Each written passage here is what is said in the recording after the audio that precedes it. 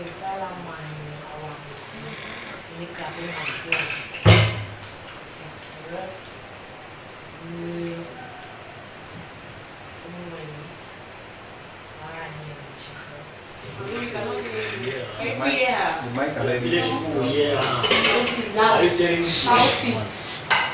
morning, flatmates. Good morning.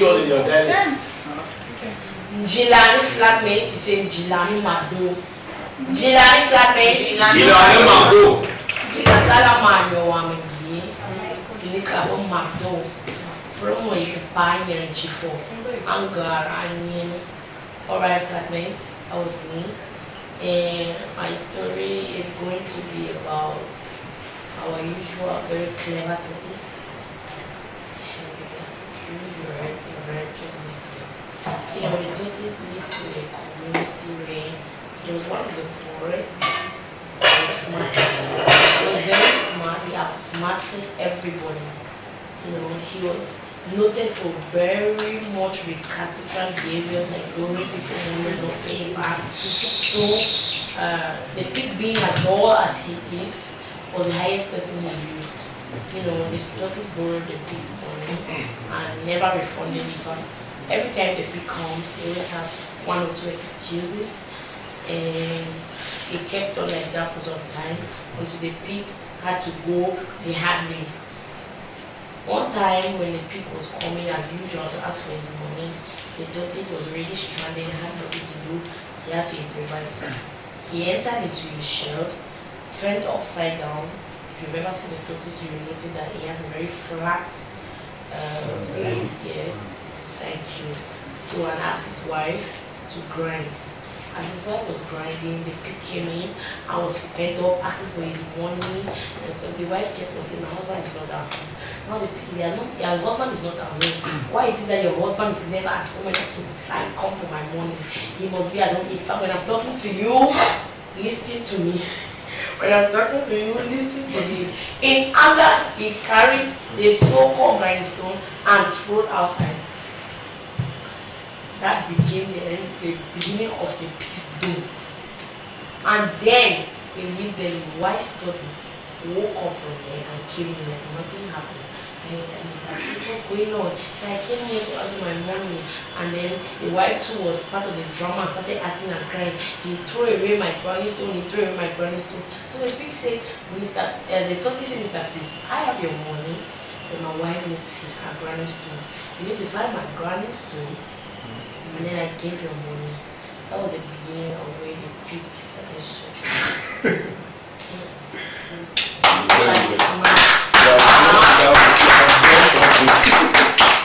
Every point. Yeah. 2 points. Hello, flatmates. Hey. DM is Hansen, my shoe. I'm the one being taught to sound. The one being taught that is. That's what I do. I'm assuming I'm so manga. That's that about me. When we're growing up, you know, we grow in a farming community where everybody engaged in farming, and at times we come back from the farm very late, and no child is permitted to sleep before time. So there's this song our grandmom used to permit us to sing, so that no child will sing. And there's a way, you know, in a family we had so many children, both children and grandchildren, great-grandchildren. They always like to gather beside the grandmother. There is a way we sang the song in such a way that everybody is engaged. You pinch your brother's hand, like pinch his hand, sumo. Then you pinch his hand, sumo. Pinch in such a way that your hand is hanging up like that. Yeah, you pinch the next person's hand. The next person pinch. I'm not a brother. Yeah, just Pinch the brother. you are a family member. Okay, So everybody should pinch the hand. Yeah. You should be penny, just pinch more. Yeah, do the same thing.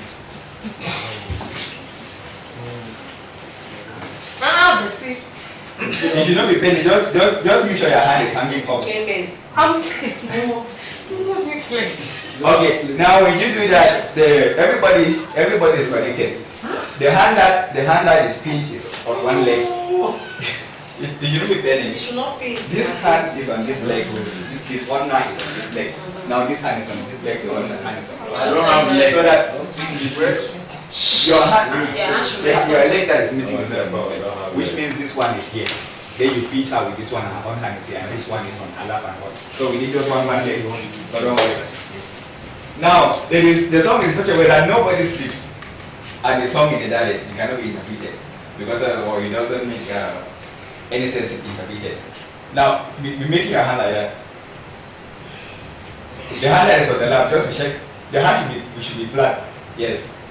Mama, I beg to banana, you Father, bang, say, Father,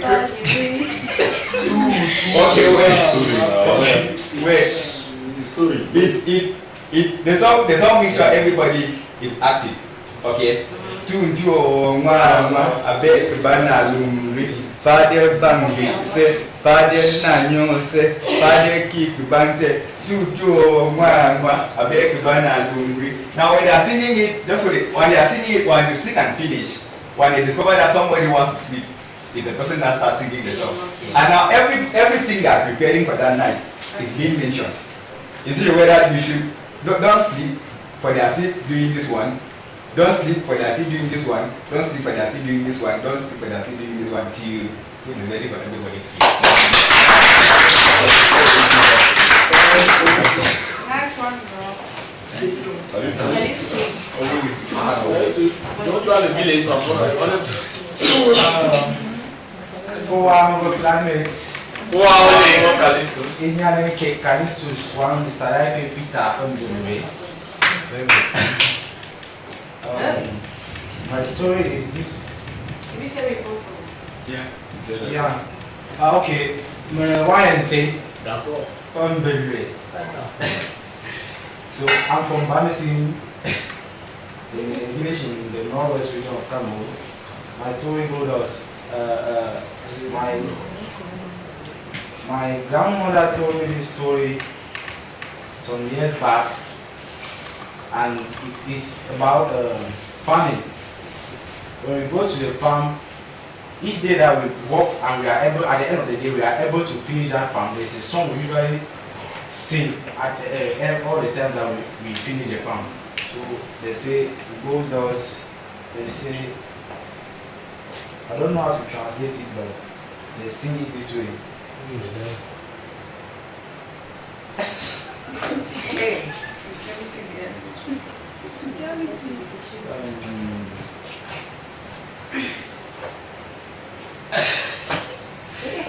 You want somebody to help you? I don't know how to start the song.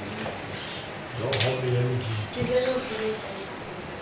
They something of nature. You know there's some vision.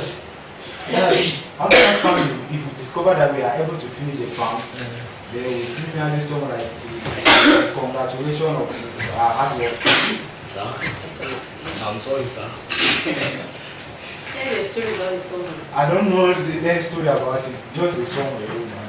I don't know how to. Okay, we don't understand. Biggy says folklore stories, No songs. not songs. He said stories. But the story can go. So I'm saying that if a song, if you cannot remember the song, like you just tell us the story without the song. Yeah. You can see another story. Remember with any another The story. village people. Let me memorize. Let me memorize. He said not distract Callistus. Just take your time. They are not timing. Spoil your mic. No spoil. Maybe Bishop can continue while I come back to Do you want us to give you some time? Get someone else. Better. me. So yes, not better. Bishop Baxi Trafficanti. You want story box. Who are we saying? Yiyana Jiska Yonu, aka Bishop Waxy DBW Trafficant. When the one say, I'm a plumber. Let's say when the dad says, telephone, I'm a quality even okay. So I want to tell you a story about my village. The story that my grandpeople told me. And this story is about my village, where they came from and why they are where they are right now. So the story, they told me that it was in the early 1460s when they left from Tikari they were moving down the hills of Adamawa right up to Kom. When they reached at Kom, they were tired and they rested in Kom with the Kom people. The reason why we have some similarities with Kom people. So they were moving with one man, the elderly person among them was called Say. So as they were moving, this guy was very ill and had a very young wife called Mangie. So when they were moving that night, there's one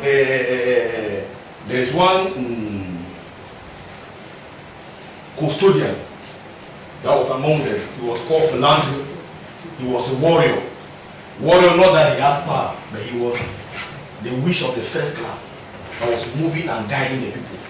So when they were at Kom, they stayed there for some time and it was time for them to leave. They started trekking upon the hills. When they reached upon the hills that were leading to our village, they saw the village, geographical side, it was vast and there was one gigantic tree there. So Philanthropy as a warrior asked them to stay up the hills while he go down to the valley to survey the area if at all it is good for them to leave. So Philanthropy went there in his witchcraft and then surveyed the place and it was good. He came back, brought them as they were trekking to come down. They were trekking. As they reached there at 12 midnight. When they reached there at 12 midnight, they went behind this gigantic tree and they settled there. As they settled there, the elderly man among them, who was called Say, died. When he died, they buried him at that gigantic tree and they decided to name the land Say. My village is called Say and it was named after this man who died. Because when they arrived at land, he died. So they decided to name the land after him. Before dying, he told them that this is my wife. He's a very young girl. You know, those days, an old father can get married to a child about 12 years. Somebody about 60 or even more can get married to a very little girl. So since the man was dying, he was asking them that please, I will die, but you guys should take care of my wife. And the name of the wife was called Mange. So when they settled there was somebody that was called Cameroon. Cameroon was like a cheetah and like a guard. So where they were there for some weeks. The Balikuma people were attacking them. So the area where they were now is named Mba, and that's where the Fon Palace is now. So as the place was too exposed for them, they decided now that they are going to leave Cameroon there to be as a guard in that area. Since the tomb of Nsei was there, they cannot just go and abandon it. So they now migrated from that place and went to another place they called Toko. It was a very dark bush and it was hidden. That's where the villagers went there and allowed a Cameroon Hamna to be and bound as the guard of that tomb. So as they went there now, they decided to make a constitution and bring out the first form. The first one was called Ilofun Kambeche. Ilofun Kambeche means the person who gave the names of the various quarters. Donc Kambeche is the person who stood up and then said this area should be called this area should be called this. That was the first one of my village. After which he created his first palace at Ntoko. But after some time, when he died, the next form was called Funko. Funko also was a very mystical form. It was a form who rode, and when the time came, a cock came to the palace and crowed. He left with his walking stick and went somewhere. He lost. So the villagers were looking for him all over. They looked for him until they went to a place where there was a stone and there was a hole inside the stone. They saw his staff lying by the stone and a footprint on the rock. Then when he stood on the rock and the footprint came out there, he entered inside there and lost. So when they came, they saw his staff and they saw his footprints and they knew that this is where the fawn is hiding, because fawns do not die. So since the staff was there, they know that he's in there hiding. So they decided to create that place as a shrine where they are worshipping every year. Now, when they did that and finished, another form emerged, even though I don't know about the other forms. Then the 14th form of the tribe migrated with the palace from Togo and came back where the palace is now presently. He was called Ilo Nkwala. Kwala is a sub-quarter in that quarter, the fourth quarter. The fourth quarter is called Mba, and he has 4 sub-quarters, namely Kwala, Timba, Jimba, and Bemu. So when he came, he was named Kwala. He was Ilo Nkwala. He was a person that when war came, he migrated back to come stay with the Kom people for some time. Upon coming back, he came back with the Kom cultures, the similarity of the Kom culture. He came back with the Ngumba, and he came back with what we call Nikia. So we usually have festivals, Nikia festival every end of year. So that was a little what my grandfather or my parents told me about the originality of my village. So we came in our land in 1460. Thank you. Where's the president? Down to school.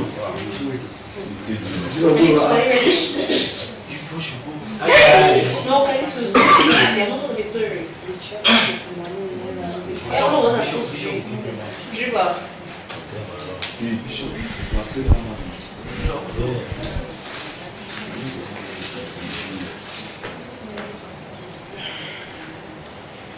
Julan Fadmi, Abela, Mabamun Bokum, Masoa Bakon, Mabela Moon, Fru Itataku. And my story goes like this. Once upon a time, there was a king. He was already crowded. So he had a celebration coming up, and this celebration was a very great celebration. And then some people came from France, some French people. They came and they proposed a dress for him. So now when they proposed a dress for him, on that celebration he was supposed to put on that dress.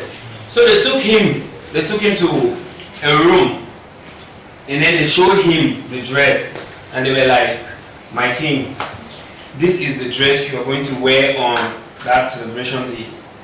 And he was surprised because he wasn't seeing any dress. They were showing him just an empty space. So the king was confused. He was like, "Where is the dress?" And the people were like, "This is the dress you are going to put on that day." So the king didn't want it to be as if he didn't know what was going on. So he had to call 3 of his cabinet members, and he called for them. He was like, "Look at the dresses people have brought for me to wear on the celebration day." And the 3 cabinet members were like, "Oh my king, this dress, magnificent, so beautiful."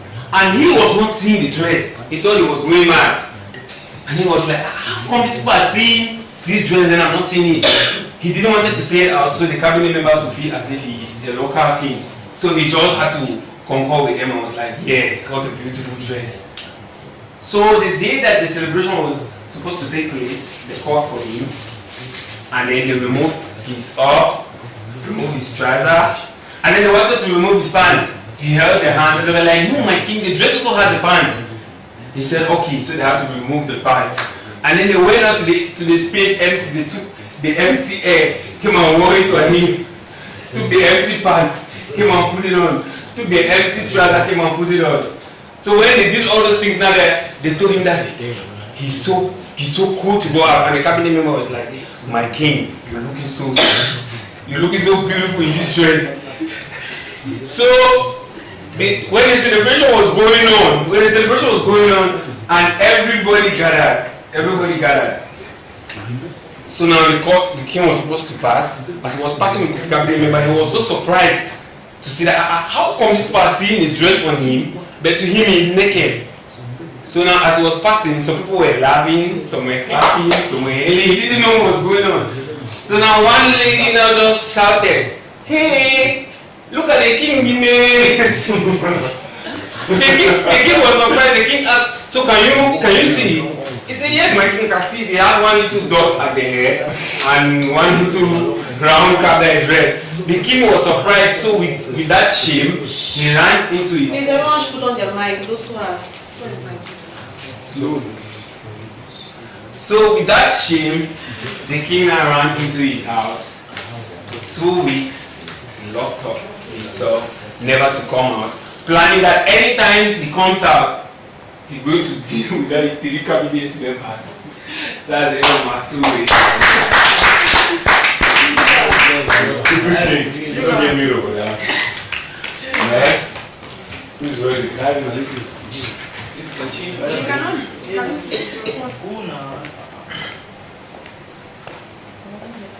can you another be said? No, no person should do it. No man may go wrong. Yes, sir. Grandfather is coming. Very grandpa, he needs to sit.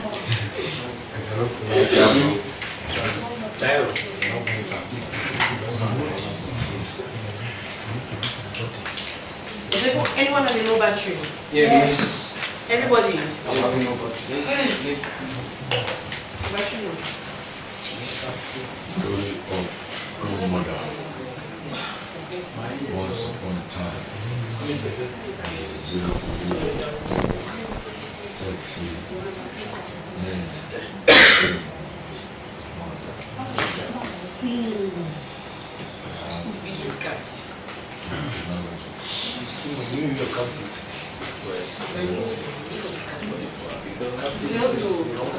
But it's not off now.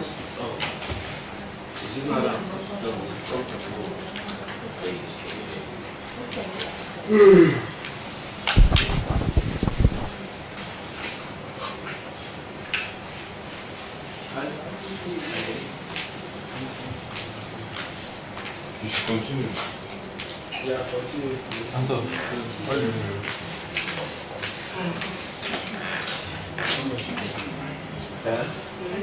Because the man against my daddy. Flatmate upon No. Flatmate upon no. I know. Anogo. No. Moi mokume abuelo tiba to. Moi one meta. Nore nyen. Okay. My story goes by. Actually, it's a story, an ancient story about a witch. My grandma told me about the story.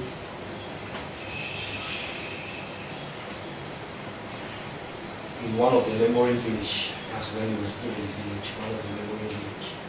There was one old tree, one ancient tree, that nobody and you'll be difficult.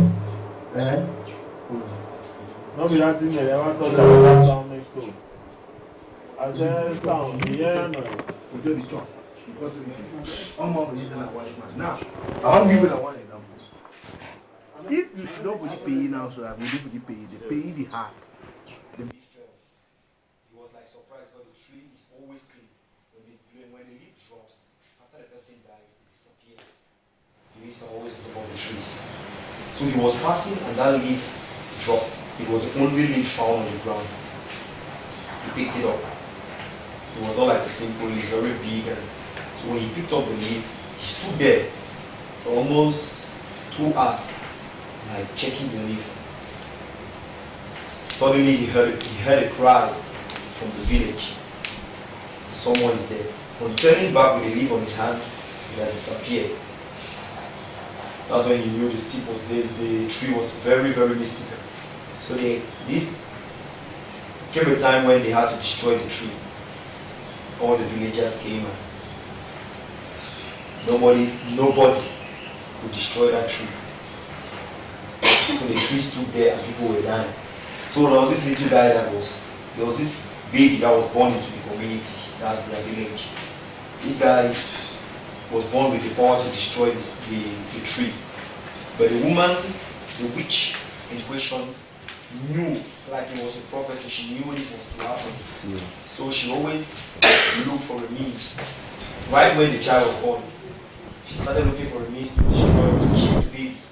So the baby will not get to the age or the standard where he will be able to destroy the tree, because only him had the power to destroy that tree. So one day he was at the age of 10 when he was sent to fetch firewood in the forest. He went into the forest to fetch firewood. Then he met a very big giant dog. That was the dog, as what my grandmom told me. The dog was from their ancient gods. So the dog was always there for protection. Which came to attack. So the dog came, as he was running, the dog came from nowhere and rescued him from the hands of the witch. So the woman saw the dog and the witch saw the dog and was afraid. She went back. So the dog had to accompany this guy right up to the house. He told the story to the mom and the dad, but they didn't believe. Since nobody had notified the family that that boy was the one to destroy that tree. So nobody knew the guy's power, nobody knew who he was at that time. So they were surprised for him to come and say a story of that as such. So he went back to the house and they kept passing by. Years came by.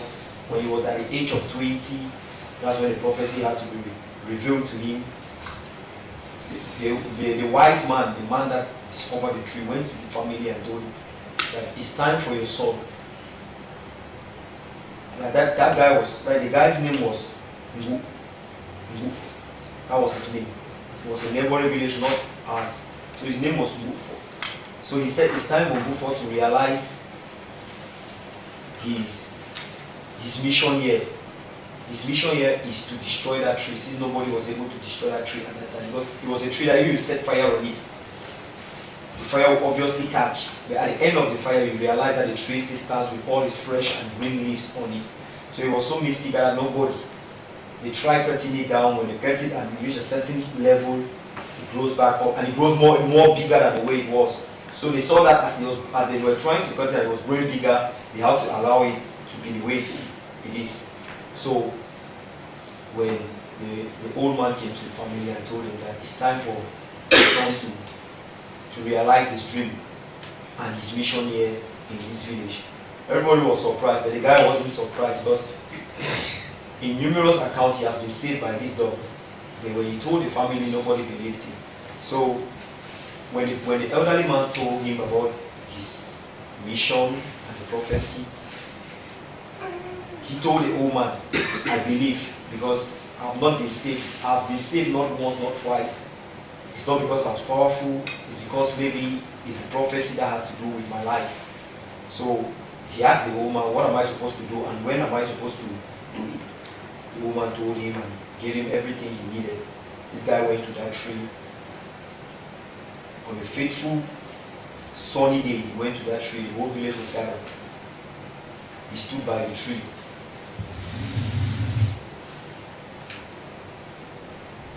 At one point, the tree opened it was like a door.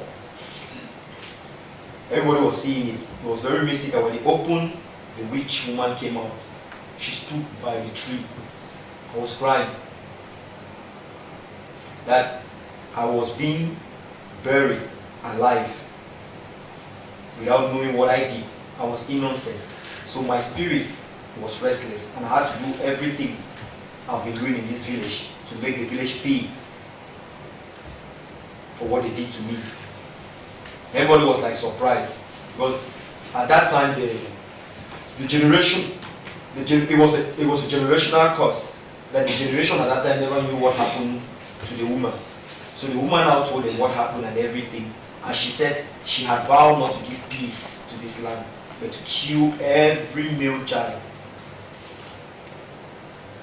in the village. So when the guy told the woman, these people are innocent, you have to forgive and relieve them from the bondage. The woman refused. She said they have to continue. till the whole village, all the men of the village are being wiped out. That's when I will be at peace. So as the woman said it, she went back in, and the tree started expanding. The tree started expanding in such a way that the leaves were supposed to fall. You know when the leaves fall and what the things that happen. So many of them were gathered there. When the leaves started falling from the tree, the guy cried and shouted. He cried and was shouting that if this be my mission to stop this, then the leaves should be whole. And all the leaves were suspended on air. So that's how that people were surprised. Everybody was hidden. Everybody went in a hidden area. The guy was alone under the tree. The woman came out and was like trying to fight the guy. Because fighting the guy, she knew the leaves were to fall. And immediately the leaf touches the ground, people were to die. So the woman came down, was fighting that guy, and that's when the dog came. When the dog came, the woman saw the dog, she went back in. And this guy had to make the leaves disappear, all of the leaves disappear without touching the ground. Because the curse was, if you touch the ground, every son of that soil will die. Any son of that soil will die. So as the leaves disappeared, that woman went back into the tree. This guy shouted and he cried, went to that tree. He did nothing like so mystical. What he did was, he knelt in front of the tree, laid his hand on top of the tree. Immediately his hand touches that, his hand went towards the tree and touched the roots of that tree. There was this certain fire that came from the roots. Started burning the tree. The tree was like hooked up with flame, and flame was all over the tree. This woman shouted and was crying. So when the flame came out from the tree, the whole surrounding of the tree got dark. And it was black. So dark and was black. Wow. While the leaves were still up there fresh. Wow. So after that thing, the woman came out. Not coming out alive, but she came out dead. Like she died the second time. So that was the mystic part of that tree. So when she came out there, she lied down and confessed. She had already confessed already, so she knew what was happening. So when she came out and lied down, the guy took the body of the woman, went beside the tree, just beside, and they had to bury the woman because the woman was like reacting for what she knew nothing of, and she was buried. So she was not being thrown in anywhere. Her body was being buried, and she was being given a befitting burial because that's what she needed, her spirit needed. So she was being given a befitting burial, and that's how the tree dried up till date. As we're talking, the tree is standing. Wow. It's a life story, like an ancient story. The tree is there standing dry, but there is no leaf on it. But it's there. Nobody has been able to bring it down. It's just there, it's dry and stand like a statue. There's nothing is happening again in the village.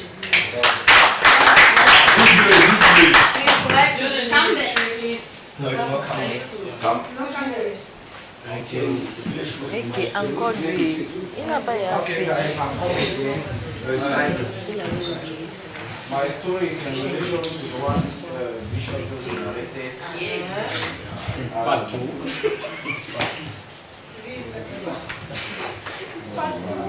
Okay, Charles. It's about my. Yeah, you have to start from back now. Yeah, but you're doing a second one. Okay, for one and say. But the man get Calistus, Yafe, one Mr. Peter Yafe from Belway. No chair, they say the go from the even the water. The Matamaka. This story is about my own father in Zealand. We arrived by missing. After a while, this story I don't really know it that much, but Please don't I will try and let you talk. we arrived by missing. After which the Bamison people were already there for some time. So we arrived late and wanted to colonize that village. And because of some mystical powers, there were conflicts between these two. You know, it's not Bamison was already there as a village, so we came as a quarter. We wanted to colonize the place as ours. So the fund of Bamising and the others, those that came about the Bamising land and others, they were already there and they decided that they cannot give us the space to colonize them, on which they came first, even though we had the power more than they do. And then it was like a conflict between these two persons. Then at the point where, how do you call that? Yeah, there's this juju in our village, in my quarter, they call maintain. When this conflict was ongoing, one father, how do you call that father? So this man came to steal the juju. Since that juju is something that they cannot cross, water is with. So at a point, the man came and stole the juju, then tried leaving the land with it to another quarter or to another village. Then he realized that the juju was still, he was holding it in his hand.